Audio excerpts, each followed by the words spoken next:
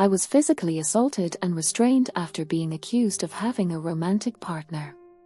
Now that I am marrying a man, they want to reconcile. My husband, 28, and I, 27, are scheduled to be married in January. On his side, his entire family is invited, while on mine, only my maternal aunt and her husband are attending.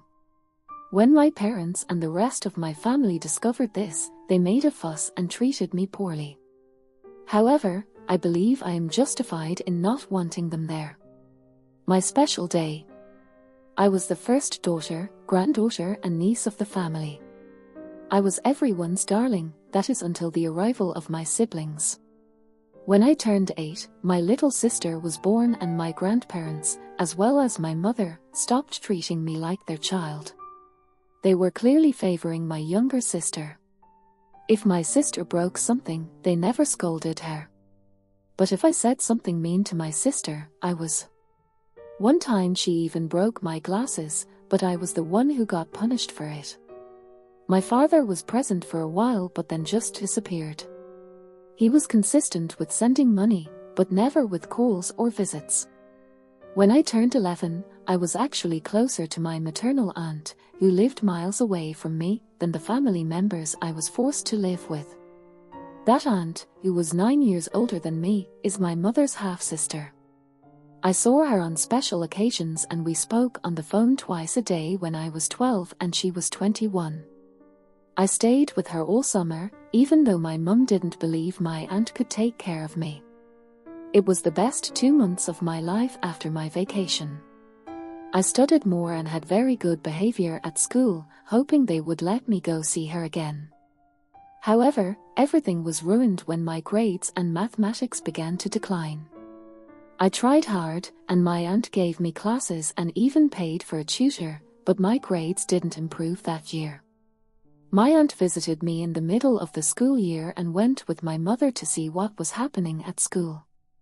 It was then when my mother and I met with my teacher, and he accused me of not paying attention in class because I was too busy being distracted by my girlfriend. My mother and I were amazed and asked the teacher why he said that. My aunt and I were shocked. We asked the teacher why he said I was not normal and that I was into girls. It was a religious school, so you can imagine how serious an accusation like that was. He even claimed that one of my classmates was my supposed girlfriend, which was why I was struggling to pay attention. My aunt made us and threatened to sue them for discrimination. But when we got home, my mother believed the teacher. She was so angry that she beat me up and exposed me in front of my entire family, even though I wasn't interested in other women romantically, and my supposed girlfriend was just a normal friend of mine. My aunt got involved and confronted my mother. That's when my mother kicked me out of the house and told my aunt that if she loved me, I should move in with her because I was ashamed and wouldn't be allowed to stay. My aunt didn't think twice and took me with her. She called my father and they told my father and filed a complaint, making it clear that I would stay with my grandmother, who lived with my aunt. My grandmother was also disowned and disapproved of me for the same reasons my mother did. However, my aunt, who owned the house, kicked her out from that day on. My aunt and her husband, who was just her boyfriend at the time, took care of me as if I were their own daughter. When I turned 15, my uncle legally adopted me. He made sure I attended therapy throughout my university years. I was affected by all this, but the love he gave me helped me a lot. I consider my aunt and uncle my real parents. My relatives found out that I was going to marry a man and came to apologise. I accepted their apology, but I didn't want to have any contact with them. However, they believed that with the apology, they were more 2 weeks ago, my mum and grandma turned up at my dress fitting without an invite. I was pretty mad. They hadn't been invited, so I asked them to leave. They started insulting me and my husband, so I told them I didn't want anything to do with them. I said I only let them stay for mental health reasons, but they were nothing to me anymore. 3 days ago, one of my dad's cousins called me. She asked. I also asked about the dress code and whether children would be allowed. I was told that, like all the other members of that family, I wasn't invited. My biological father then called to ask who would walk me down the aisle. I told him my uncle would do it, but he started swearing at me in 1,000 ways, so I simply ended the call. Is there something wrong with me? My aunt says that if I don't want those people at my wedding, my mother-in-law says that family is family, no matter what has happened.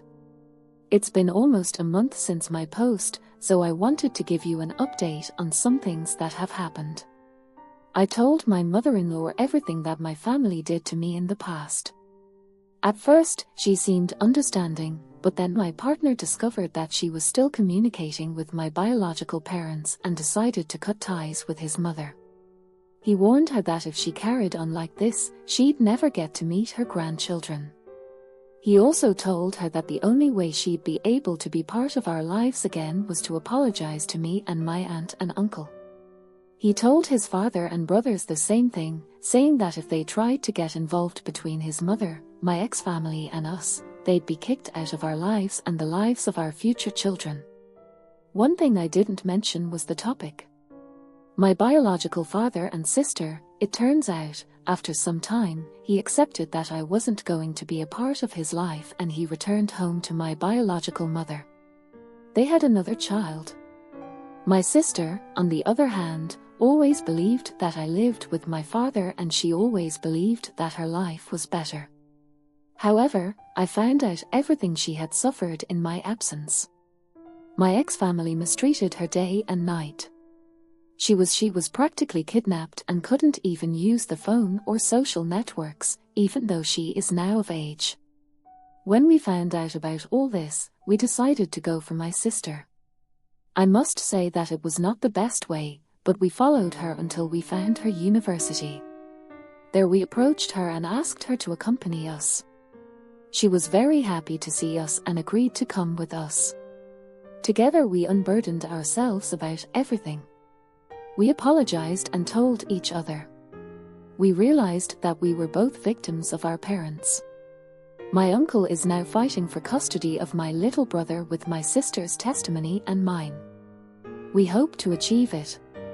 We are also taking my sister to therapy to help her with all the trauma because of my wedding. We decided to move everything forward and have a small ceremony. We didn't tell anyone, so we had no surprise visitors and it went well. Thank you all for your advice and support.